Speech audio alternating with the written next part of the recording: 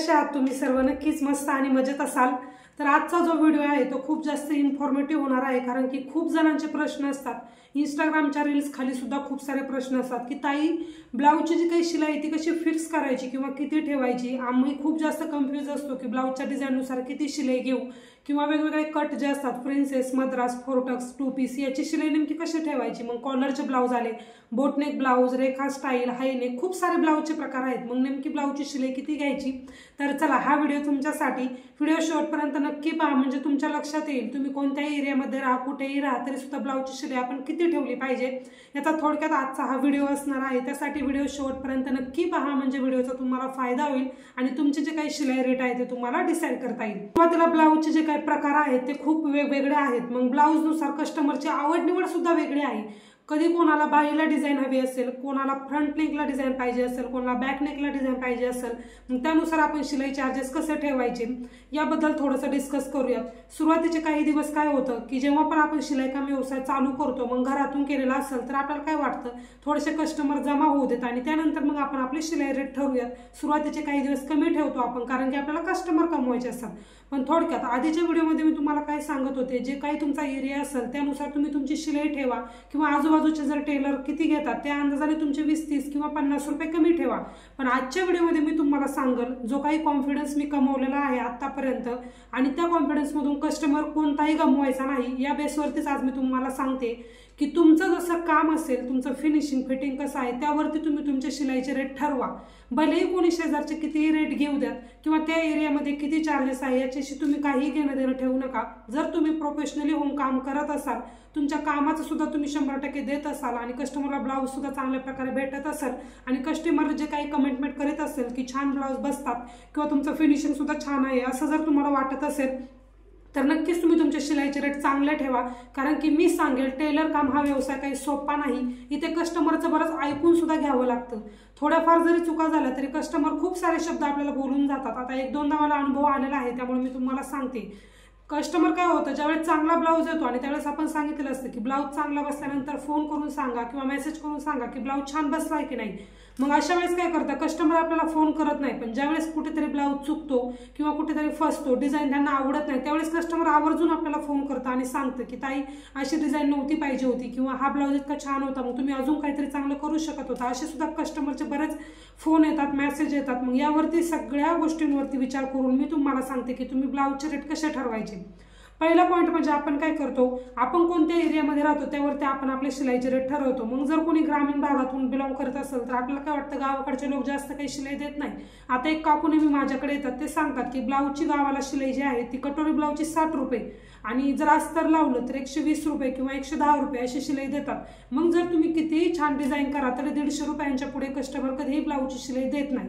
मग आता तुम्ही सांगा, डिझाईन जर करायचं म्हटलं किंवा ब्लाऊज जर शिवायचं म्हटलं, ज्याचं कोणची प्रॅक्टिस असेल त्याला 2 ते 3 तास जाणार आहे। अदरवाईज जर डिझाईन बाहीलाही असेल आणि बॅक साईडलाही असेल तरी सुद्धा 3 ते 4 तास आरामशीर लागतात। मग 3 ते 4 दिवसातले जर तुम्ही 4 ब्लाऊज शिवत असाल तर 12 तास तुमचे तिथेच जाणार आहे। याऐवजी जर 12 तासाचे तुम्ही कॅल्क्युलेशन केलं तर 400 रुपये सुद्धा त्या ब्लाऊज मागे आपल्याला येत नाही।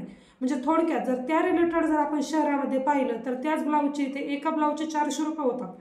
म्हणजे थोडक्यात तुमच्या लक्षात येत असेल, ही एक लोकांनी माइंडमध्ये कन्सेप्ट ठरवून घेतलेली आहे की आता गावाकडे जे आहे ते कमी शिलाई। मग बऱ्याच बायका काय करतात, खूप साऱ्या साड्या घेतात, त्याच्यावरचे ब्लाऊज कलेक्ट करतात आणि गावाकडे नेऊन शिवायला देतात। मला तर पहिला हा प्रश्न पडतो की इतका वेळ वाट का पाहायची। जर 200-300 रुपये तुमचे वाचत असेल, गावाला जाऊन मी ब्लाऊज शिवून आणेल आणि त्यानंतर घालेन, तोपर्यंत सण समारंभ सुद्धा गेलेले असतात, साडीचा ट्रेंड सुद्धा गेलेला असतो, तरी बायका ब्लाऊज शिवून घेत नाही का, तर 200-300 रुपयाचा प्रश्न असतो आणि तिथे आपल्याला पैसे वाचवायचे असतात। असे सुद्धा बरेच कस्टमर आहेत, बोलण्यातून मला ते जाणवतं, म्हणून मी तुमच्याबरोबर शेअर करते। तर तुम्हाला काय सांगते, मी जेव्हा पण मी इथे वाघोलीमध्ये आले होते त्यावेळेस इथे ब्लाऊजचे रेट मी तुम्हाला सांगते। आता माझ्या आजूबाजूला जे टेलर आहे ते प्रिन्सेस कटचे 300 रुपये घेतात आणि त्यानंतर कटोरी ब्लाऊजचे 250 रुपये घेतात। आता मी स्वतः कोणत्याही टेलरकडे जाऊन ब्लाऊज शिवलेला नाही किंवा शिवून त्यांच्याकडून घेऊन त्यांना पैसे दिलेले नाही, त्यामुळे मला परफेक्टली काही माहीत नाही की आजूबाजूचे टेलर खरंच 250 ते 300 रुपये घेतात का, यापेक्षा जास्तही घेतात का, कमीही घेतात, याचा मला काही आयडिया नाही। ज्या एरियामध्ये मी राहते इथे मी तुम्हाला सांगेन, एका फ्लॅट वाईज, एका बिल्डिंग वाईज एक टेलर आहे, म्हणजे प्रत्येक ठिकाणी शिवणारा टेलर आहे। पण एक गोष्ट तुम्ही लक्षात घ्या, जेव्हा पण शिवणारे खूप सारे टेलर असतील पण त्यातलं काम कोणाला तरी एकाला दोघांना चांगलं जमणार आहे, त्यांची फिटिंग फिनिशिंग दोन्ही चांगली बसणार आहे, त्यावेळेस काय होतं, मग अशा वेळेस आपण ठरवायचं की आपली ब्लाऊजची शिलाई नेमकी किती ठेवायची. शिवणारे तुमच्या कॉम्पिटिशनला 10 असो 20 असो, तुमचं काम तुम्ही चोखपणे पार पाडायचं आहे, तेव्हाच तुमच्याकडे कस्टमर जमा होतील. जेव्हा मी ह्या एरियामध्ये राहायला आले तेव्हा कोणाशी माझी ओळख नव्हती. मी फक्त घरातून काम करायला, म्हणजे माझा ब्लाऊज शिवून, ती जी काही स्टोरी आहे ती मी तुम्हाला आधीच्या व्हिडिओमध्ये सांगितलेली आहे. माझा ब्लाऊज शिवून फक्त मी स्टेटसला ठेवला आणि त्यानंतर मला बरेच कस्टमर जे आहे ते जॉईन झाले. आता बऱ्यापैकी माझा कस्टमरचा व्याप आहे, जिथे की मला कामसुद्धा पुरेपूर आवरत नाही एकटीला. तर अशी गोष्ट होते, जेव्हा पण तुम्ही तुमचं काम चोख पार पाडता, कस्टमरची कुठेही कमतरता जाणवत नाही. आता थोडक्यात विषय खूप भरकटला, आपण शिलाईकडे येऊयात. जर तुम्हाला शिलाईचे रेट ठरवायचे असतील तर मी सांगेन तुम्हाला 2015 पासून प्रिन्सेस कट आणि 2 पीस कटोरीचा, म्हणजे थोडक्यात लोकांच्या माहितीच पडला की प्रिन्सेस कट आणि 2 पीस कटोरी सुद्धा आहे. त्यावेळेस फक्त 4 टक्स आणि जे काही आपलं कटोरी ब्लाऊज आहे तोच फक्त सर्वांना माहीत होता. कॉलरचे ब्लाऊज म्हणा, बोटनेकचे किंवा मद्रास कटोरी हे सर्व बाकीच्या बायकांना माहीत नव्हतं, किंवा 2 पीस कटोरी सुद्धा माहीत नव्हतं. फक्त कटोरी आणि साधा ब्लाऊजच सर्वजण शिवायचे, ज्याला की हाफ कटोरी ब्लाऊज सुद्धा आपण म्हणतो. पण आता काय झाले, जसा ट्रेंड येत चाललाय तसं कटोरीवरून बऱ्याच बायका ज्या आहेत त्या प्रिन्सेसकडे ट्रान्सफर झाल्यात. म्हणजे प्रिन्सेस कट खूप जास्त ट्रेंडमध्ये आहे. विथ कपचे प्रिन्सेस, विदाऊट योगपट्टीवाला प्रिन्सेस किंवा योगपट्टीवाला प्रिन्सेस, असे खूप सारे प्रकार आहेत त्यामध्ये. आता त्यानुसार सुद्धा आपण वेगवेगळे चार्जेस घेतो, कारण की जर कपचा ब्लाऊज आला तर तो ऑब्व्हियसली तुमचा अस्तरचा खर्च आणि कपचा खर्च सुद्धा वाढतो. शिवाय तुम्हाला तिथे फिनिशिंग द्यायला सुद्धा वेळ जातो, कारण की कप अटॅच करायचे असतात. त्यानंतर मग 2 पीस कटोरीला 2 पार्ट जे आहेत ते अटॅच करायचे असतात, एक वरचा कटोरीचा पार्ट आणि एक बेसचा पार्ट. त्यामध्ये सुद्धा वेळ जातो. त्यामुळे मी सांगेल, जरी तुम्हाला कटोरी ब्लाऊजला जास्त वेळ लागत असला तरी सुद्धा प्रिन्सेसची शिलाई जी आहे ती जास्त आहे. का? कारण की तो आता सध्या ट्रेंडमध्ये आहे. काही काळाने असं होईल, ज्यांना कोणा कटोरीची सवय आहे ते अजिबात सुद्धा प्रिन्सेस शिवायला मागत नाही, किंवा आम्हाला चांगलं कम्फर्टेबल वाटत नाही, किंवा सूट सुद्धा होत नाही, असं सुद्धा बऱ्याच बायका म्हणतात. त्यामुळे कटोरी सोडून त्या प्रिन्सेस सुद्धा शिवत नाही. अशा वेळेस काय करायचं तुम्ही, आता थोडक्यात मी तुम्हाला सांगेल, मद्रास कटोरी, प्रिन्सेस आणि 2 पीस कटोरी खूप जास्त ट्रेंडमध्ये आहे. त्यामुळे यांची शिलाई बायका आपोआपच जास्त देतात. 50 ते 100 रुपयाने सगळीकडे जास्त आहेत. पुणे साईडला झालं किंवा इतर कोणत्याही मुंबई साईडला म्हणा किंवा औरंगाबाद असे जे सिटी एरिया आहेत त्या ठिकाणी ब्लाऊजची शिलाई थोडीशी जास्त राहते. मग तुम्ही काय करायचं, एक छोटासा अंदाज काढायचा आहे की आपलं काम कसं आहे, नेमकं फिटिंग आपली कस्टमरला चांगली बसते का, आपल्या कामावरती पुरेपूर विश्वास पाहिजे. फिटिंग आणि फिनिशिंग कस्टमरला बसणं दोन्ही गरजेचं आहे, तेव्हाच कस्टमर परत तुमच्याकडे येणार आहेत. एक कस्टमर जर तुम्ही गमावलं तर तुमचा खूप मोठा लॉस होतोय, मी तुम्हाला सांगेन. काही कस्टमर असे आहेत जे डेली साडी वेअर करतात, मग त्यांची ब्लाऊजची क्वांटिटी सुद्धा जास्त असते. अदरवाईज काही कस्टमर असे सुद्धा आहे जे वर्षाला 2 ते 3 ब्लाऊज शिवतात. अशा कस्टमर एखादा चुकला तरी चालेल, पण जे डेली ब्लाऊज वगैरे घालतात किंवा ज्यांना साडीची घालण्याची आवड आहे असे कस्टमर शक्यतो तरी गमवू नका. असे 5-6 कस्टमर जरी तुम्ही कमावले तरी घरातून तुमचा बिझनेस जो आहे तो चांगला रन होईल आणि चांगला सेट सुद्धा होईल, मी सांगेन. तर थोडक्यात प्रिन्सेस कट आणि 2 पीस कटोरी, मद्रास कटोरी यांचं जे आहे ते नवीन ट्रेंडिंगमध्ये आहे, त्यामुळे यांची शिलाई जास्त आहे. आता जर अस्तरचा आणि धागेदोऱ्यांचा जर विचार केला तर 50 रुपये तुमचे जातात. जसं की मी मागच्या व्हिडिओमध्ये सांगितलं, 20 ते 25% तुमचा खर्च होतो. बाकीचे सर्व पैसे आपले कष्टाचे असतात, आपण जो काही वेळ घातलाय त्या वेळेचे असतात. मग आता जर प्रिन्सेस, 2 पीस आणि मद्रास कटोरीची जर शिलाई घ्यायची म्हटलं तर 250 रुपयापर्यंत तुम्ही शिलाई घेऊ शकता आणि ते परवडतं सुद्धा आपल्याला. जर तुम्ही मुंबईसारख्या ठिकाणी राहत असाल तर ऑब्व्हियसली 300 ते 350 रुपये शिलाई सुद्धा आहेत. बऱ्याच वेळा मला ताईंची कमेंट येते की ताई मी प्रिन्सेसची 350 रुपये घेते, 400 रुपये घेते, तुम्ही कमी काय घेता. तर थोडक्यात आता इथे जर 300 रुपये प्रिन्सेसचे घेत असेल आणि जर मी 400 रुपये ठेवले, कितीही माझं काम चांगलं असू द्या, कितीही फिटिंगला चांगलं बसू द्या, तरी सुद्धा एक लेडीज जी आहे ती पैशाच्या बाबतीत खूप जास्त विचार करते. कारण की खूप साऱ्या महिला आहेत ज्या घरातून काहीही कमवत नाहीत, फक्त आपल्या म्हणजे जे कोणी मिस्टर असेल त्यांच्याकडून पैसे घेऊन ब्लाऊज वगैरे शिवत असतात. बऱ्याच जणांच्या अशा अडचणी सुद्धा असतात. मग जर मी 400 रुपये शिलाई ठेवली आणि त्यांची 300 रुपये असली तरी मग बायकांना काय वाटतं, फिनिशिंग फिटिंग काही त्यांना घेणं देणं नसतं, फक्त पैशांची घेणं देणं असतं, किंवा चला माझे 100 रुपये वाचतात. मग असं सुद्धा बऱ्याच बायका विचार करतात. मी सांगाल 70 ते 80% बायका ज्या आहेत त्या असाच विचार करतात. 20% बायका ज्या असतात त्यांना काय फक्त पैशांची घेणं देणं नसतं, फिनिशिंग फिटिंग चांगली पाहिजे आणि त्यांची थोडीशी चौकशी सुद्धा केली पाहिजे, असे सुद्धा कस्टमर आहेत. तर मी सांगेल तुम्हाला, आजूबाजूची जी काही शिलाई आहे त्या रिलेटेड तुम्ही तुमचे रेट ठेवा जर तुमचं काम चांगलं असेल तर. आणि जर तुम्हाला वाटतंय की तुमचं काम थोडंसं कमी पडतंय किंवा बऱ्याच वेळा मुंड्यामध्ये घोळ येतोय किंवा शोल्डर उतरतायत, गळा उतरतोय, असे प्रॉब्लेम जर येत असेल तर थोडंसं कमीच ठेवा सुरुवातीच्या काळात. कारण की जोपर्यंत तुमची प्रॅक्टिस होत नाही तोपर्यंत कस्टमर समोरून तुम्हाला जास्त पैसे देणार नाहीत.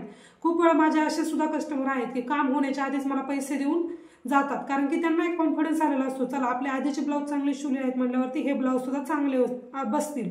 तर असा सुद्धा बऱ्याच बायकांचा समज असतो. त्यामुळे हे 3 जे पॅटर्न आहेत त्यांचे थोडेसे चांगले शिले ठेवा. आणि त्यानंतर मग कटोरी आणि फोर्टेक्स ब्लाऊज शिवायला जास्त वेळ लागत नाही.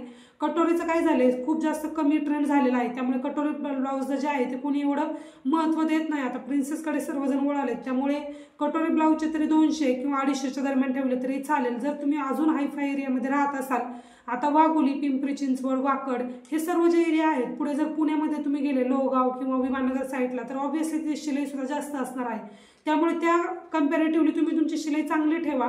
फक्त जे नवीन ट्रेंडिंगमध्ये पॅटर्न येतील त्याची थोडीशी जास्त ठेवा, त्याचं फिनिशिंग सुद्धा चांगलं ठेवा, म्हणजे तुम्हाला जे कस्टमर आहेत ते पैसे सुद्धा जास्त देतील.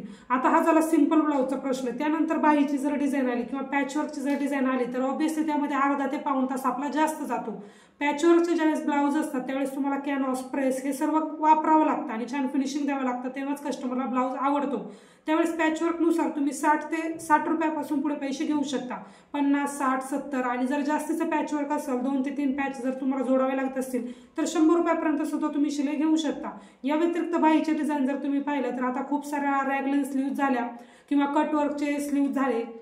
या व्यतिरिक्त फुग्यांचे खूप सारे प्रकार आलेले आहेत, फिश कटच्या बाह्या आहेत, यांचं शिवायला खूप जास्त वेळ जातो. मी सांगेल पॅचवर्क करायला जेवढा वेळ लागत नाही तेवढं बाहीचं डिझाईन करायला वेळ जातो. त्यामुळे बाहीचे सुद्धा तुम्ही 60, 70, 80 या पुढेच रेट घेतले पाहिजे, तेव्हाच तुम्हाला ते परवडणार आहे. कारण की बाहीचं डिझाईन आणि बॅकनेकचं डिझाईन ज्यावेळेस येतं त्यावेळेस अस्तर सुद्धा तुम्हाला जास्त लागतं, पाव मीटर लागतं, कधी अर्धा मीटर सुद्धा लागतं, त्यानुसार तुम्ही शिलाई घ्यायची. आता थोडक्यात मी तुम्हाला सांगेल कस्टमरची उंची सुद्धा जास्त आहे आणि छातीचं जे काही माप आहे ते सुद्धा मोठं आहे, तर ऑब्व्हियसली 1 मीटरपेक्षा सुद्धा तुम्हाला जास्त कपडा लागतो. ज्यावेळेस 3/4 स्लीव्ज असेल, लॉंग स्लीव्ज असेल त्यावेळेस सुद्धा तुम्हाला अस्तर जास्त लागतं, मग तिथे तुमचे 20 ते 25 रुपये एक्स्ट्रा जातात. त्यावेळेस सुद्धा तुम्ही कस्टमरकडून ते एक्स्ट्रा पैसे घ्यायचे आहेत, त्यांना ते पटवून सांगायचं आहे की यामागे मला जो काही माझा खर्च आहे त्यापेक्षा एवढा खर्च मला जास्त झालेला आहे, त्यामुळे त्याचे पैसे तुम्ही द्या. आणि थोडक्यात मी तुम्हाला सांगेल ज्यावेळेस कस्टमर तुमच्याकडे डिझाईनचे पॅटर्न घेऊन येतात त्यावेळेसच ऑलरेडी त्यांना क्लिअर करा की या ब्लाऊजची एवढी शिलाई होईल. म्हणजे काय होतं, ज्यावेळेस कस्टमरला ब्लाऊजची शिलाई द्यायची असते त्यावेळेस जास्त किचकिच न करता ते शिलाई देऊन टाकतात. आता थोडक्यात सर्व प्रकार झाले आपले. सिंपल ब्लाऊजची शिलाई किती घ्यायची, त्यानंतर पॅचवर्क आलं, बाहीच्या डिझाईन आलं यानुसार किती शिलाई, त्यानंतर रेखा स्टाईल, हायनेक आणि कॉलरच्या ब्लाऊजची शिलाई किती घ्यायची. कॉलरचे ब्लाऊज शिवायचे म्हटलं की तुम्हाला कॅनव्हास पेपर जो आहे तो कॉलरसाठी जो लागतो, स्टँड कॉलरसाठी किंवा मॅन्डेरियन कॉलरसाठी वेगवेगळे कॅनव्हास पेपर लागतात, म्हणजे स्ट्रेट राहतील असं, त्यावेळेस आपला तो खर्च वाढतो. मग मी सांगेल ज्यावेळेस कॉलरचे ब्लाऊज येतात त्यावेळेस 400 रुपयापासून तुम्ही पुढे शिलाई घ्यायची आहे, 350 ते 400. आता तुमच्या एरियावरती पहा तुम्ही किती आहेत आजूबाजूला, त्यानुसार तुम्ही घ्या. काम जर तुमचं चांगलं असेल, कॉलरचे ब्लाऊज चांगले बसले असतील किंवा फिनिशिंग कॉलरला चांगली आली असेल तर 400 रुपये शिलाई घेतली तरी चालेल. या व्यतिरिक्त रेखा स्टाईल किंवा बोटनेकचे जर ब्लाऊज असेल तर त्याची शिलाई मी 350च्या पुढेच घेते, कारण बोटनेक ब्लाऊजला जे काही कटिंग असतं ते सुद्धा वेगळं येतं, वेगळं पेपर कटिंग करावं लागतं आणि त्यानंतर त्याला जे काही कपडा वगैरे असेल तो सुद्धा जास्त लागतो, कारण की बोटनेक कधी बायका सिंपल शिवत नाही, काहीतरी डिझाईन बॅक साईडला तरी सांगतात किंवा बाईला सुद्धा सांगतात.